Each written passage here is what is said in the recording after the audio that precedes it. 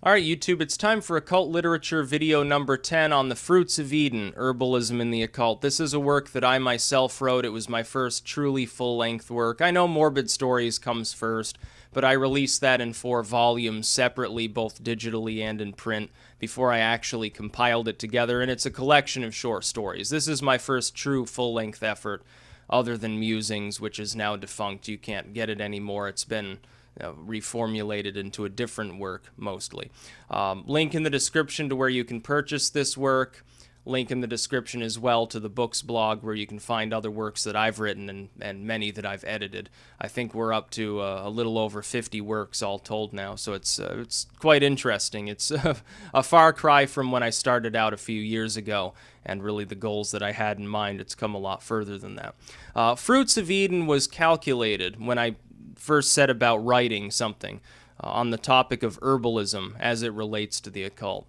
Originally, I had intended to make it more or less an encyclopedic piece of material. I quickly realized that there were so many herbal encyclopedias that related to the spiritual that didn't really suffice. I can't do anything with that. It's already been done 1,000 times over. I still want to write an herbal compendium that's literally just encyclopedic content. I've got about half of the content in Fruits of Eden. There was plenty more that I could have put in. I wanted to keep it short. I didn't want it to focus solely on, actual the species, what it does, how it was used. I wanted to throw in something more hands-on.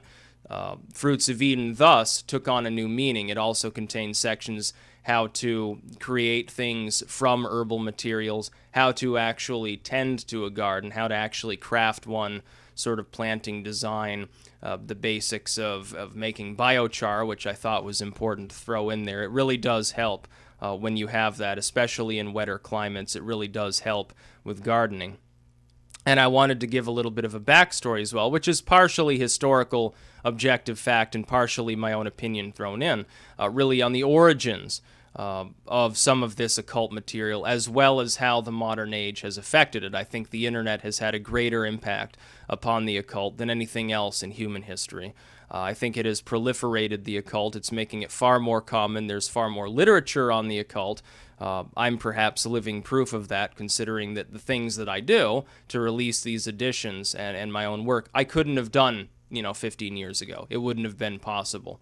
Even when I was just entering adulthood, which was about 10 years ago, it would have been far more difficult than today. Today it's easy compared to what it would have been, again, a decade, 2 decades, certainly 3 decades ago, before you really have the prevalence of the internet or even social media. Fruits of Eden, thus, is a full-length work, and it's dedicated specifically to several sections of encyclopedic content with some historical backstory, fully illustrated. I was rather proud of the illustrations myself. There may be another edition forthcoming because I intend to add new material and reformat it yet again. However, for right now, Fruits of Eden, this is my herbal effort within the occult world, and it goes far beyond that because I realized that nobody else really had. It goes into the creation of ink, the creation of your own paper, the creation of many of these goods, incense, the creation of these goods, smudges as well, that allow the occultist not to be fully reliant upon some e-store, some online vendor on eBay or something for all of their occult goods. Why can't you produce your own? Even seeds, even herbal content itself, like literally growing the plants. You're going to spend far less on the seeds or the seedlings, planting it on your own land if you have any, even a window box. You're going to spend so much less money on that.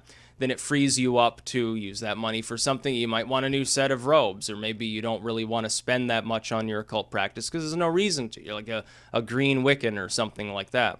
And I didn't write this with the goal in mind of sticking to any particular sectarian beliefs on the occult. I didn't want to say, well, I'm going to frame this in the form of Native American paganism to the exclusion of other groups, or this is a Wiccan text, or this is an Asatru sort of herbal companion, or this is just Eastern or just Western. I wanted to fuse it all together and bring things from multiple backgrounds. Now, I had personal knowledge long before I even was involved really with magic at all. I had personal knowledge of some Appalachian and Native American lore when it comes to herbal medicine. Because I happen to live in Appalachia, of course. My mom is literally from the hinterlands of northern New England's Appalachian foothills, so be that as it may. I did a great deal of study for this work as well. I thought it would be interesting to study. It's something I'm interested in. I've been gardening longer than I've been, doing the whole ritual and let's edit this grimoire thing. But Fruits of Eden is really like it's the magnum opus of what I've released so far. It's the most important work that I've released, in my opinion. Now, other works have outsold it, but that doesn't mean that I don't have a preference for this specific tome of lore, because it required the most effort by far. Morbid Stories is fiction. This is not meant to be fiction. After the Ashes, although popular, was shorter. Psychedelic Spirituality was shorter. And there's also a primer that I released in the run-up to this work, which is called Spirits of the Garden. And I'll put a link in the description to that, too. That one was a shorter work. It's more of a philosophical primer. It's I think about 60 pages, if I remember correctly. That was sort of the lead up to Fruits of Eden. In the interim period before Fruits of Eden was actually available, that was essentially the work that I had released on Herbalism, just as sort of a teaser for people before Fruits of Eden was actually available and out.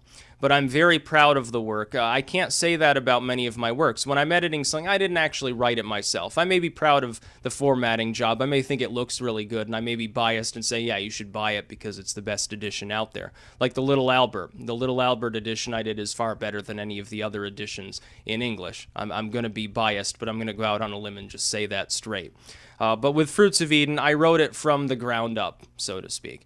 I wrote it, I illustrated it, I did all the proofreading, I did everything involved with it, and I'm happy with the way that it turned out. It was originally going to be released by an actual publisher, a small publisher, Chaosis Productions, which of course is now defunct, much to the consternation of those who had actually paid some money to reserve it. I think that all got worked out. I'm very glad about that.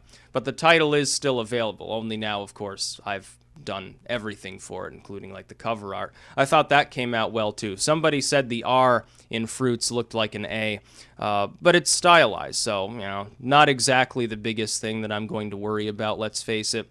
But I definitely would recommend the work. If you're interested in anything related to plants, botany, herbalism, herbal medicine, sort of the pagan lore of herbalism, it's definitely all there, as much as I could fit into it, with my time constraints being what they were. But there will be, in time, there will be a second edition or a companion work that's just encyclopedic content. It'll probably be twice the size of Fruits of Eden, specifically because of that. It'll be meant to be an herbal tome. For those who are interested in it, again, link in the description to this work, and Spirits of the Garden I'll throw in there as well as to my book blog, where you can find both those and many other works, both penned by me and edited by me over the span of several years. That's about all. Peace out.